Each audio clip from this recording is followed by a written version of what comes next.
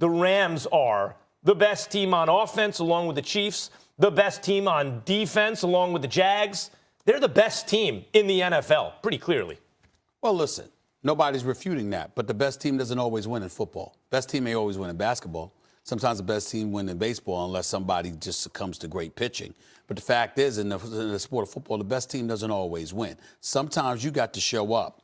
It doesn't matter how great you are. There's been plenty of evidence over the years where some of the greatest teams in the NFL did not show up on one particular Sunday afternoon. That's why you got a movie called Any Given Sunday. These are the kind of things that happen, and that's the way I look at it. Let me ask you a question. Sure. Because I think the past couple weeks, to me, the Rams have showed a lot. The fact that they get in a shootout against the Minnesota Vikings, pull that off, then go on in a divisional road game against the Seattle Seahawks and find a way to win. After those 2 weeks, you still have trepidation as far as them being the best. Because again, I'm waiting for the day where their offense is neutralized. I don't believe that over the course of 16 weeks plus through a playoffs, you're not going to wet the bed at some point offensively. And on defense? No, I'm saying but their defense. You're talking about offensively. I'm saying offensively. So what I want to see is when that happens, how do you respond then?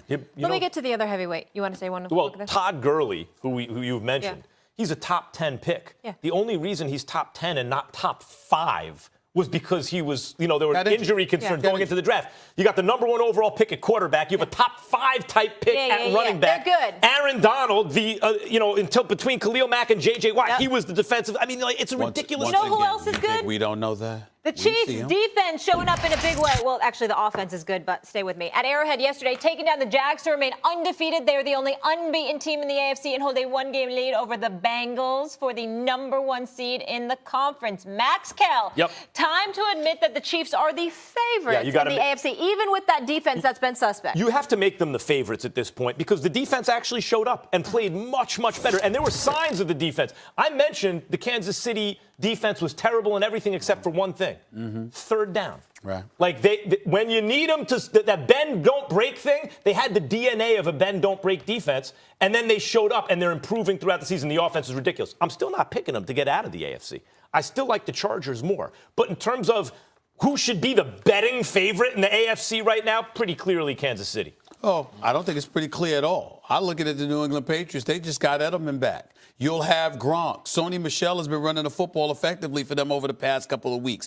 They're getting their bearings under them, not to mention the fact that everybody's been talking about the other teams in the AFC, whether it's Kansas City, the Chargers coming on strong, the Bengals and how they've looked, the problems with the Pittsburgh Steelers, the Jacksonville Jaguars defense, which ran roughshod over the New England Patriots when they faced one another a couple of weeks ago. There's been a whole bunch of stories that have allowed the New England Patriots to fly under the radar. I'm looking at it from that perspective, and then I'm also saying to myself, don't give me yesterday's game as some kind of evidence about the Kansas City Chiefs. Blake Bortles threw 4 interceptions. I'm so surprised. This turnover machine waiting to happen. I knew it. I knew that damn Blake Bortles. And when I talked about the Jacksonville Jaguars, what was it that I kept saying? Why did I refuse to sit up there and say they were Super Bowl favorite? Because of that damn Blake Bortles. He's a problem. I don't believe in him. And I felt bad for Jalen Ramsey and those boys yesterday. Because that wasn't about them. That was about a quarterback that was just so awful. I don't know if I've ever seen a quarterback throw for over 400 yards that looked that bad. In the same game. I don't even know if I've seen it before. I worry about Jacksonville wasting that defense with that quarterback. That's right. I really worry about that. Awful. But listen, to go to your point, I do believe, the Chiefs play the Patriots next week, I think, on Sunday Night Football. To me, that's going to be telling because as great as the Chiefs' offense has been, remember, where is Patrick that game? Mahomes, Arrowhead or Foxborough? I think it's in Foxborough. Oh, Foxborough. Okay, as great as their offense look, Patrick Mahomes only started 6 games.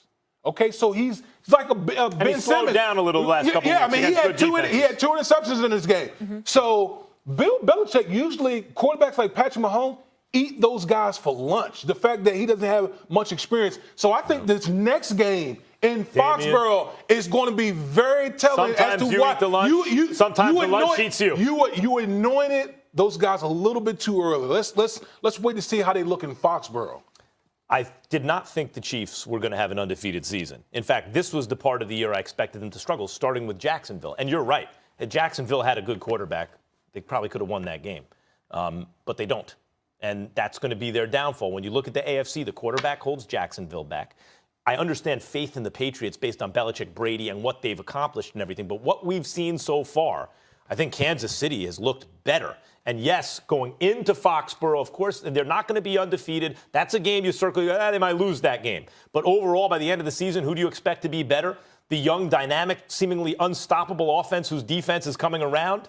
Or the old team that hasn't really started doing it yet? I'll take the young, dynamic team. Well, listen, I think it all depends on, at the end of the day, where are they playing at the end of the year? Because we know with the Patriots, they tend to feast on the AFC East, which usually gives them home field advantage. So if it's one thing is playing at Arrowhead, that's one thing. But you got to go to Foxborough in the playoffs with still a relatively young quarterback. Who are you betting on? I'm betting on the Patriots.